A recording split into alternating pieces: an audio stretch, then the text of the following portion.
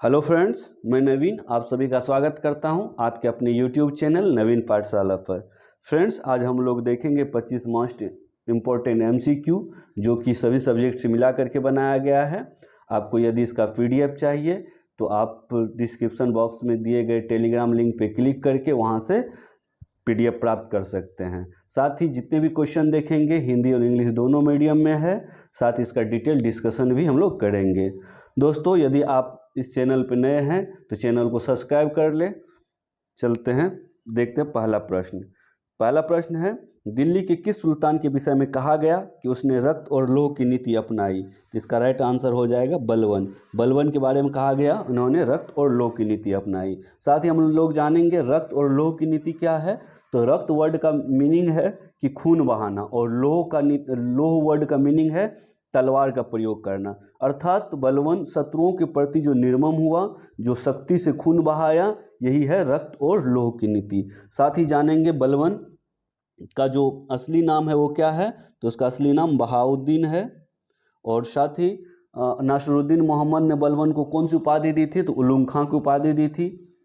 बलवन के दरबार में कौन दो कवि रहते थे? एक तो अमीर खुसरो और दूसरा अमीर हसन। दोनों अमीर से ही है नाम, इसको याद कर सकते हैं। अमीर खुसरो और अमीर हसन, खुसरो और हसन। साथ ही तुर्कान ने चिहलगानी का विनाश किसने किया था? तो बलवन ने। और 1266 में सुल्तान बना, अर्थात राजगद्दी पर बैठा। मंगोलों के आक्रमण से दिल्ली की रक्षा की। सीरी नामक नगर बसाया।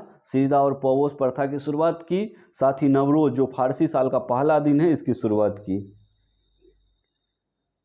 इंग्लिश में है, which sultan of Delhi is said to have adopted the policy blood and iron? तो इसका राइट आंसर है बलबन। निम्नलिखित बादशाह में से किस एक को प्रबुद्ध निरंकुश कहा जाता है? क्वेश्चन का मीनिंग हुआ प्रबुद्ध मतलब बुद्धिमान था, लेकिन निरंकुश था। निरंकुश बोले तो एक तरह से इसे जिंदा पीर भी कहा जाता है। एक कट्टर शासक था। तो यह है औरंगजेब। औरंगजेब के बारे में और डिटेल डिस्कशन करेंगे। तो ये 1658 ईस्वी में गद्दी पे बैठा और 1707 ईस्वी तक दिल्ली का सुल्तान रहा, शासक रहा, बादशाह रहा। साथ ही जिसे जिंदा पीर इसलिए कहा जाता है क्योंकि ये सुन्नी धर्म को मानता था।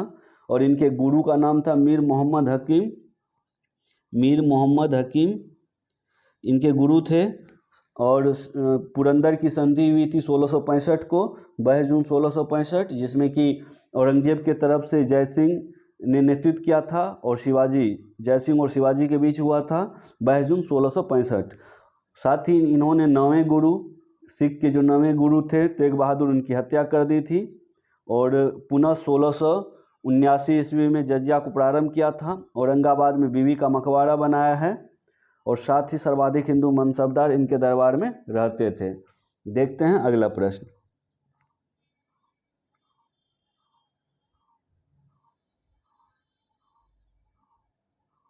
भारत में मुद्रा संबंधी नोटों की निर्गमन प्रणाली आधारित है। तो सबसे पहले तो इसका आंसर हो जाएगा न्यूनतम कोष प्रणाली। न्यूनतम कोष प्रणाली पर आधारित है। अब जानेंगे न्यूनतम कोष प्रणाली क्या है। तो आरबीआई करेंसी नोट जारी करने के लिए न्यूनतम कोष प्रणाली का प्रयोग करता है। और ये न्यूनतम कोष है कि आरबीआई अपने पास कुल मिलाकर किसी भी समय 200 करोड़ रुपए के मूल्य से कम का कोष नहीं रख सकता है। इसका एक बाउंडेशन है कि कम से कम 200 करोड़ रुपए का कोष रखेगा। कोष मतलब वही उसका जो खजाना है, भंडार है, जिसमें कम से कम 200 करोड़ में कम से कम 115 करोड़ का स्वर्ण भंडार होना आवश्यक है। 200 करोड़ में से 115 करोड़ का स्वर्ण भंडार होना आवश्यक है। यही है न्यूनतम कोष प्रणाली। कम से कम 200 करोड़ उनको रखना ही होगा। यही न्यूनतम कोष प्रणाली है। तो भारत में मुद्रा संबंधी जो नोट का निर्गमन होता है या नोट जारी करता है, ये न्यूनतम कोष प्रणाली पे आरबीआई अपने पास 200 करोड़ का कोष रखेगा, उसके बाद ही मुद्रा का वो निर्गमन कर पाएगा। साथ ही हम लोग जानते हैं मुद्रा बाजार क्या है। तो मुद्रा बाजार अल्पावधि की वित्तीय व्यवस्था है। और पूंजी बाजार क्या है? तो दीर्घावधि की वित्तीय व्यवस्था है। और 1 रुपये के नोट कौन जारी कर सकता है, कौन निर्गमन कर सकता है? तो ये वित्त मंत्रालय के द्वारा। और 1 रुपये से अधिक के जो भी सिक्के या नोट जारी होंगे वो आरबीआई के द्वारा।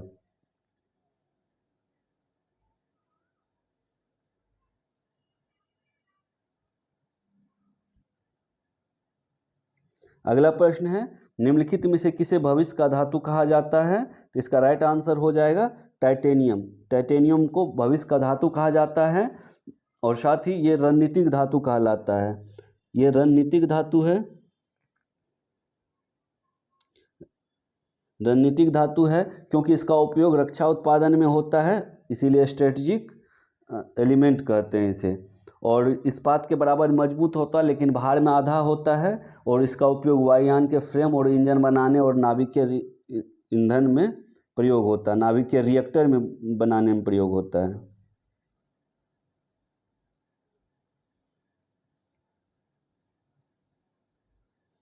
अगला प्रश्न है, भारत में संविधान का कौन सा भाग संविधान की आत्मा कहलाता है? तो इसका राइट आंसर हो जाएगा संवैधानिक उपचारों का अधिकार। संवैधानिक उपचारों के अधिकार को संविधान की आत्मा कहते हैं।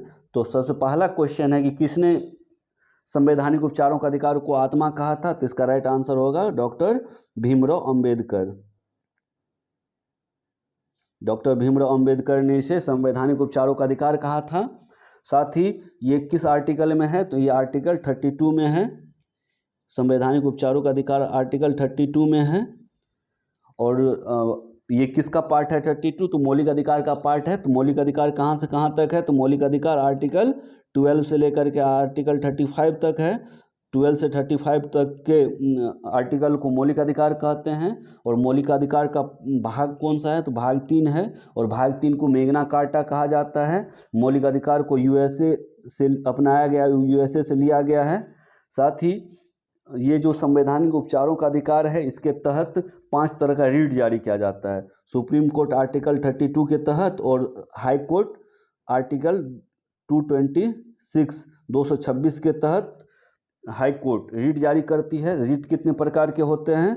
तो रीट टोटल 5 प्रकार के होते हैं। कौन कौन से रीट है? तो इसको याद करने का एक ट्रिक है, बीपी पुआ। बीपी पुआ 5 हो गया, 5 लेटर आ गया। बी से बंदी प्रत्यक्षीकरण, पी से परमादेश, फिर अगले पी से प्रतिषेध, यू से उत्प्रेषण, ए से अधिकार परीक्षा। बीपी पुआ 5 तरह के रीट जारी करता है आर्टिकल 32 के अनुसार सुप्रीम कोर्ट।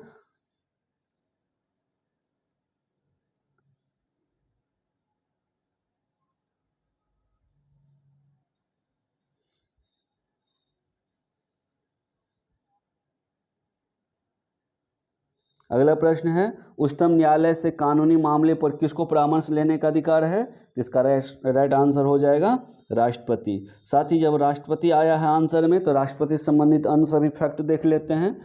किसी सार्वजनिक महत्व के प्रश्न पर उच्चतम न्यायालय से परामर्श ले सकता कौन? तो राष्ट्रपति। तो इसी में एक और प्रश्न पूछा जाता है कि कितने आर्टिकल के तहत? तो इसका राइट आंसर हो जाएगा आर्टिकल 143 के तहत। आर्टिकल 143 के तहत ये परामर्श ले सकता है। साथ ही लेकिन परामर्श मानने के लिए राष्ट्रपति बाध्य नहीं होता, ये भी याद रखेंगे। राष्ट्रपति संवैधानिक प्रधान होता है, ये प्रथम नागरिक होता है। और राष्ट्रपति पर महाभियोग आर्टिकल कितने? आर्टिकल 61 के तहत राष्ट्रपति पर महाभियोग चलाया जा सकता है। और राष्ट्रपति अध्यादेश जारी करता है किस आर्टिकल के तहत? तो 123 आर्टिकल के तहत। साथ ही राष्ट्रपति को क्षमादान की शक्ति कितने आर्टिकल के तहत है? तो 72। ये सभी याद रखेंगे।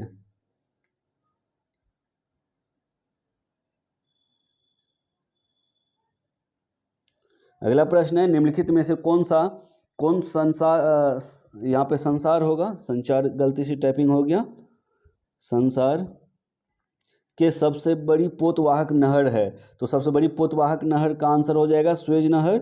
अब स्वेज नहर से रिलेटेड कुछ फैक्ट देख लेते हैं। संसार की सबसे बड़ी पोतवाहक नहर है पहला। और साथ ही प्रश्न पूछा जाता है कि किन 2 सागर को स्वेज नहर जोड़ती है? तो 2 सागर हैं, एक भूमध्य सागर और दूसरा लाल सागर। एक तरफ भूमध्य सागर है, दूसरी तरफ लाल सागर है।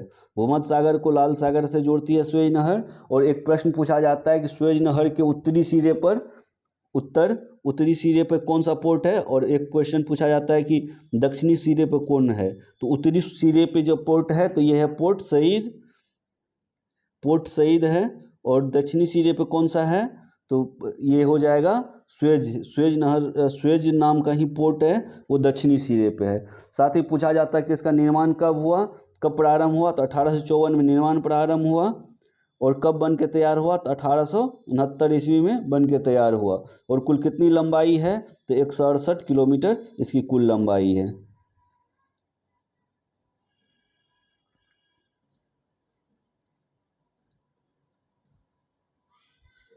अगला प्रश्न है, भारत के किस राज्य में चाय का उत्पादन अत्यधिक होता है? सबसे अधिक चाय का उत्पादन किस राज्य में होता है? तो इसका राइट आंसर है असम। असम में सबसे अधिक चाय का उत्पादन होता है। बात आई चाय की, तो चाय से रिलेटेड अन्य फैक्ट जान लेंगे। चाय सबसे अधिक चाय का उत्पादन कहाँ होता है, किस देश में होता है? तो इसका राइट आंसर हो जाएगा चीन। चीन में सबसे अधिक चाय का उत्पादन होता है। सबसे बड़ा चाय का सबसे बड़ा उपभोक्ता कौन है? तो इसमें भी चीन हो जाएगा। उत्पादक और उपभोक्ता दोनों चीन है। और राज्य की बात पूछे, भारत के राज्यों की बात पूछे, तो असम। और एक अन्य प्रश्न पूछा जाता है कि बिहार के किस जिले में चाय का उत्पादन होता है? तो इसका आंसर होता है किशनगंज। किशनगंज में चाय की खेती होती है।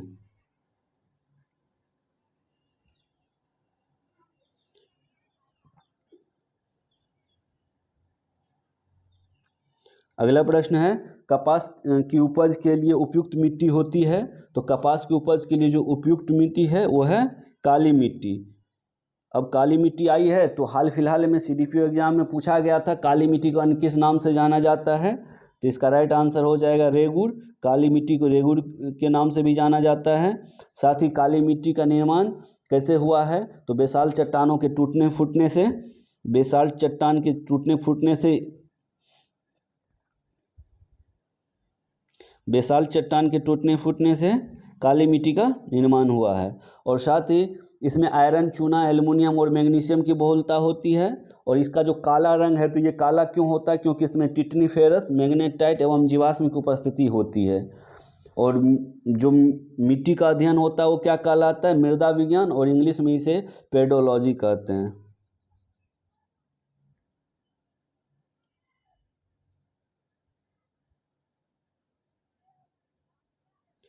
अगला प्रश्न है, भारत में न्यूनतम मजदूरी अधिनियम कब लागू हुआ? तो भारत में न्यूनतम मजदूरी अधिनियम 1948 ईस्वी में लागू हुआ।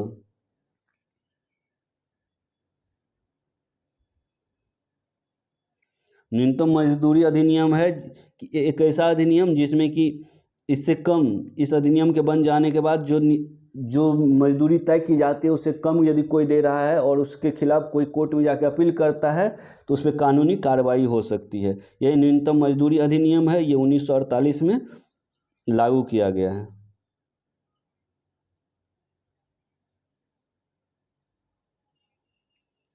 अगला प्रश्न है, भारत में पहला समाचार पत्र निम्नलिखित में से किसने शुरू किया? तो इसका राइट आंसर हो जाएगा जेम्स अगस्त हिक्की के द्वारा भारत में पहला समाचार पत्र शुरू किया गया।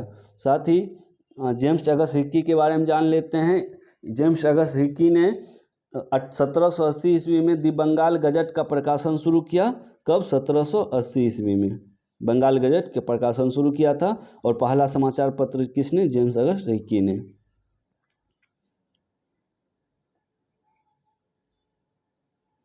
अगला प्रश्न है, देशबंधु के नाम से कौन विख्यात थे?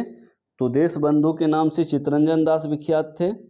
साथ ही अन्य इससे संबंधित अन्य सभी फैक्ट जान लेते हैं। एक तो देशबंधु है और दूसरा आता है दीनबंधु। तो स्टूडेंट यहाँ कन्फ्यूज कर जाता है देशबंधु और दीनबंधु। तो दीनबंधु याद रखेंगे CF एंड्यूज। CF एंड्यूज ये है दीनबंधु। देशबंधु है चित्तरंजन दास, CR दास भी बोलते हैं इसे। CR दास और CR दास हो गए देशबंधु, और CF एंड्यूज है दीनबंधु। साथ ही महात्मा गांधी के द्वारा देश रत्न डॉक्टर राजेंद्र प्रसाद को कहा गया था।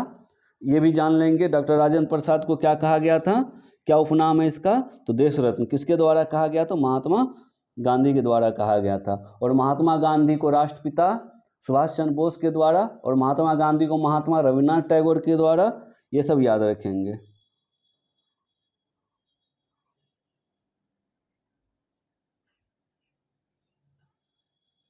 अंतर्राष्ट्रीय रेड क्रॉस का मुख्यालय कहाँ है? अंतर्राष्ट्रीय रेड क्रॉस का मुख्यालय जेनेवा में है।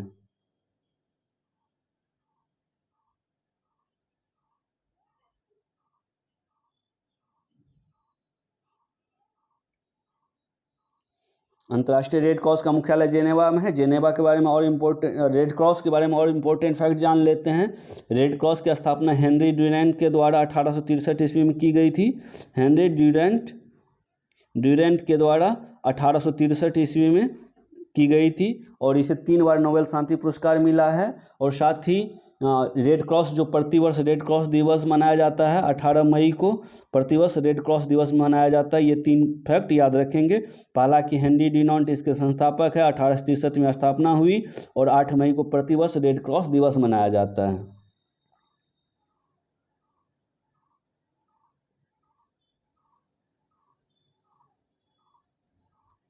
निम्न दाब केंद्र है, निम्न दाब केंद्र किधर होता है?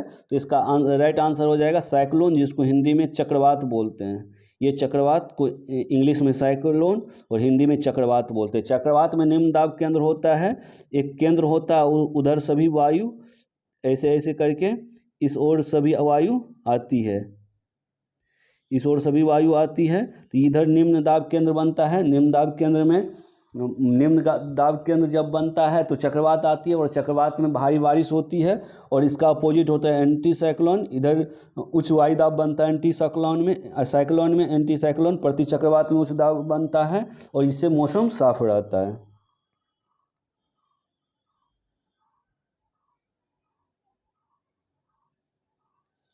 अगला प्रश्न है, भारत के किस राज्य में सबसे ज़्यादा लेप्चा जनजाति पाई जाती है? तो इसका राइट आंसर हो जाएगा सिक्किम। सिक्किम में सबसे अधिक लेप्चा जनजाति पाई जाती है। साथ ही अन्य सभी में भी कुछ न कुछ जनजाति होती है, जैसे कि असम का एक प्रमुख जनजाति है दिमारा। दिमारा असम की जनजाति है, ये कई बार एग्जाम में पूछा गया है। अरुणाचल प्रदेश की मिसमी, मोम्पा, डबला ये सब है। और साथ ही बकरवाल, गद्दी, लद्दाख ये जम्मू कश्मीर का जनजाति है।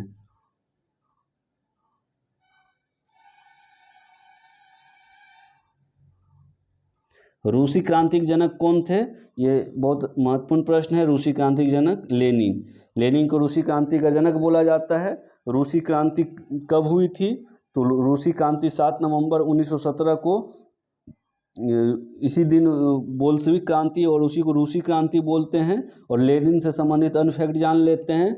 लेनिन ने चेका नामक संगठन का स्थापना किया था। साथ ही लेनिन के द्वारा नई आर्थिक नीति लाई गई थी 1921 ईस्वी में। ये बहुत इंपॉर्टेंट क्वेश्चन है। 1921 ईस्वी में लेनिन के द्वारा नई आर्थिक नीति लाई गई थी। यदि आपसे पूछा जाए कि आधुनिक रूस का निर्माता कौन है, तो इसका आंसर हो जाएगा स्टालिन। स्टालिन का आधुनिक रूस का निर्माता बोला जाता है। लेकिन रूसी क्रांति का जनक कौन? तो रूसी क्रांति का जनक हो जाएगा लेनिन।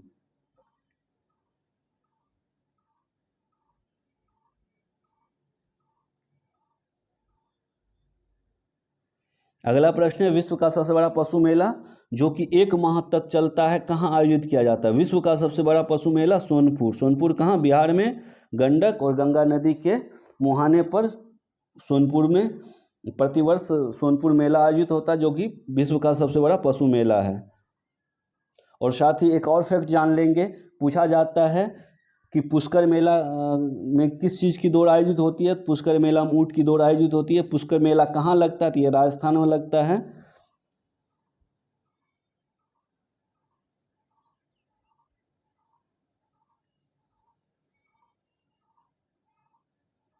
अगला प्रश्न है, नहावा शेवा अर्थात जवाहरलाल नेहरू बंदरगाह परियोजना कहाँ अवस्थित है? तो इसका राइट आंसर हो जाएगा मुंबई। बात आई बंदरगाह की, इसी से रिलेटेड अन्य सभी बंदरगाह को देख लेंगे। तो इसमें सबसे पहले कि पूर्वी तट पे कौन कौन सी बंदरगाह अवस्थित है? तो पारादीप, चेन्नई, एन्नोर और तूतीकोरिन पूर्वी तट पर अवस्थित बंदरगाह है। पश्चिमी तट पे कौन कौन बंदरगाह है? तो मुंबई, नावा शेवा, मारमागोवा ये सभी पश्चिमी तट पर अवस्थित बंदरगाह है। यदि पूछा जाए प्रथम कृत्रिम बंदरगाह कौन है, तो इसका राइट आंसर हो जाएगा चेन्नई प्रथम कृत्रिम बंदरगाह है। साथ ही प्रथम सूखा बंदरगाह कौन है? तो मारमागोवा प्रथम सूखा बंदरगाह है। और प्रथम ज्वारीय बंदरगाह पूछा जाए तो कांडला इसका राइट आंसर हो जाएगा। प्रथम ज्वारीय बंदरगाह कांडला।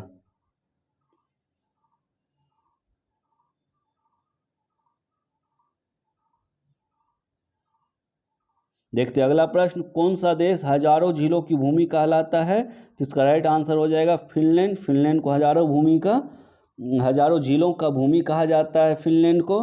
साथ ही अन्य सभी किसको क्या बोला जाता है, इससे रिलेटेड 2-4 क्वेश्चन आप लोग देख लेंगे। उगते हुए सूरज का देश जापान को कहा जाता है। क्वीन ऑफ एडियाटिक वेसिन इटली को कहा जाता है। Land of midnight sun Norway को कहा जाता है, अर्थात अर्धरात्रि का सूरज नॉर्वे।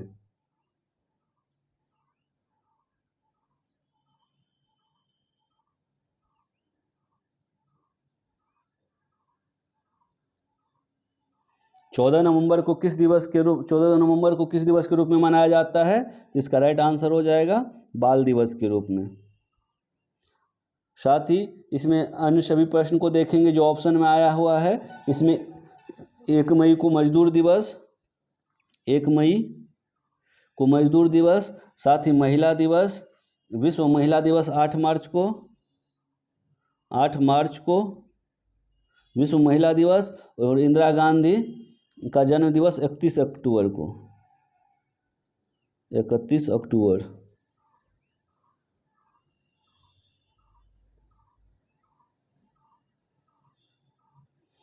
विश्व में चांदी का सर्वाधिक उत्पादक, इसका राइट आंसर हो जाएगा मेक्सिको। मेक्सिको को विश्व में चांदी का सबसे बड़ा उत्पादक देश माना जाता है। साथ ही सऊदी अरब खनिज तेल का सर्वाधिक उत्पादक है। और टीन में विश्व में सबसे पहला स्थान आता है चीन का। चीन सबसे अधिक टीन का उत्पादन करता है।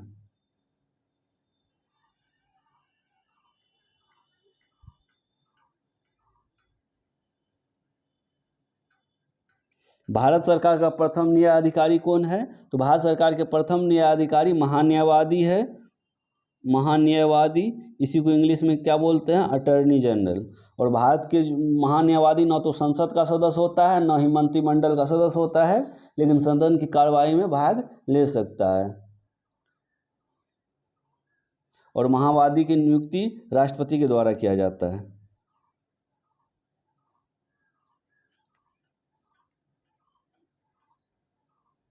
भारतनाट्य किस राज्य का प्रमुख नृत्य है? तो भारतनाट्य तमिलनाडु का प्रमुख नृत्य है। साथ ही साउथ इंडिया का जितने भी प्रमुख नृत्य है, लोक नृत्य है, वो शास्त्रीय नृत्य है, उसको देख लेते हैं। किसी भी एग्जाम के लिए बहुत ही मोस्ट इम्पोर्टेंट हो जाता है। सबसे पहले तो देखें हम लोग, तमिलनाडु का भारतनाट्यम था। और आंध्र प्रदेश का कौन सा है? तो आंध्र प्रदेश का कुचिपुड़ी। कुचिपुड़ी आंध्र प्रदेश का लोक नृत्य है। उड़ीसा का कौन सा है? ओडिसी। उड़ीसा का ओडिसी है। तमिलनाडु का भारतनाट्यम देख चुके हैं। और कर्नाटक का यक्षगान।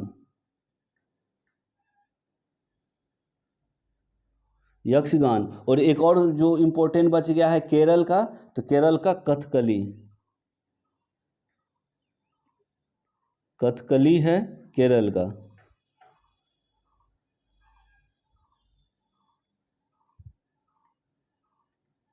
विकसित देशों में मुद्रास्फीति का आकलन कैसे आधार बनाकर किया जाता है? तो जो देश विकसित है वहाँ पे उपभोक्ता मूल्य सूचकांक, और जो देश विकासशील है वहाँ पे थोक मूल्य सूचकांक। तो भारत में थोक मूल्य सूचकांक में, और अमेरिका जैसे विकसित देश में उपभोक्ता मूल्य सूचकांक पे मुद्रास्फीति को मापा जाता है। यहाँ स्थिति नहीं, टाइपिंग मिस्टेक है, स्फीति होगा।